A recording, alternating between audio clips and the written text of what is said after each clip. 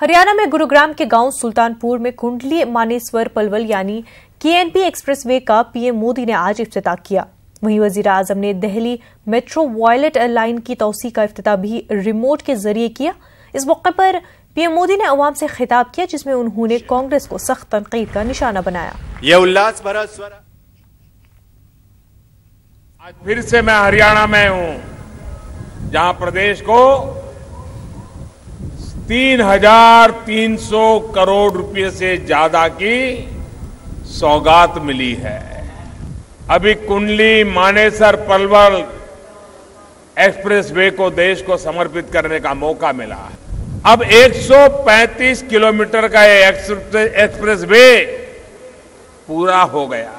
करीब 500 करोड़ की लागत से बनी वल्लभगढ़ मुजेसर मेट्रो लाइन की शुरुआत भी की गई है। ये तस्वीर भारतीय जनता पार्टी सरकारों की कार्य संस्कृति की है, हमारे कार्य करने के तरीके की है कि इस एक्सप्रेसवे पर 12 साल से काम चल रहा था कि एक्सप्रेसवे आपको 8-9 साल पहले ही मिल जाना चाहिए था, लेकिन ऐसा नहीं हुआ।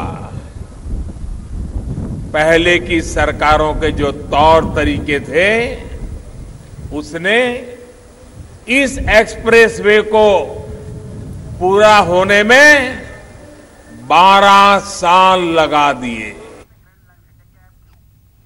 नाजरीन, अब बात करते हैं नायडू मुलाकात ममता बनर्जी से।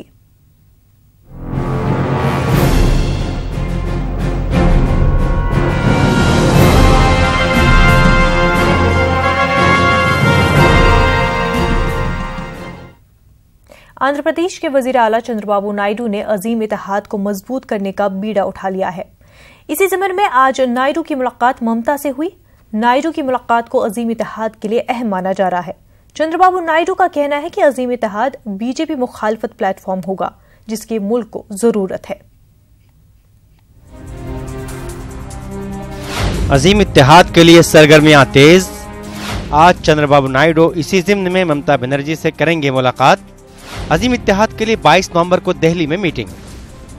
आंध्र प्रदेश के वजीर आला चंद्रबाबू नायडू ने अजीम इत्तेहाद को अमली शक्ल देने का बीड़ा उठा लिया है। इसी ज़िम्न में आज नायडू की मुलाकात ममता से होनी है। हाल ही में टीडीपी सरबराह राहुल गांधी, शरद पवार, फारूक अब्दुल्ला, साबिक वजीर आजम HD देवगौड़ा, कर्नाटक के वजीर आला HD कुमारस्वामी और DMK के सदर MK स्टालिन के साथ बीजेपी मुखालिफ इत्तेहाद बनाने के मामले पर मुलाकात कर चुके हैं। नायडू की ममता बनर्जी से मुलाकात पर सियासी नजरें टिकी हुई हैं। नायडू की मुलाकात को अजीम इत्तेहाद के लिए अहम माना जा रहा है। चंद्रबाबू नायडू का कहना है कि अजीम इत्तेहाद बीजेपी मुखालिफ प्लेटफॉर्म होगा, जिसकी मुल्क को जरूरत है। नायडू ने कहा कि कांग्रेस सबसे बड़ी अपोजिशन जमात है, इसलिए हम सबको साथ आना चाहिए। वाज़ेह है कि बीजेपी के खिलाफ अजीम इत्तेहाद की साख्त का फैसला करने के लिए हिज़्ब इख्तिलाफ जमातें दिल्ली में 22 नवंबर को सर जोड़कर बैठेंगी। मीटिंग में कांग्रेस के जनरल सेक्रेटरी अशोक गहलोत की शिरकत कांग्रेस के नुमाइंदे के तौर पर होगी।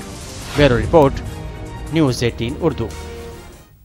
छत्तीसगढ़ में कल 72 सीटों के लिए वोटिंग होनी है। नक्सल मुतासरा इलाकों में सिक्योरिटी के सख्त इंतजाम किए गए हैं। देखिए रिपोर्ट।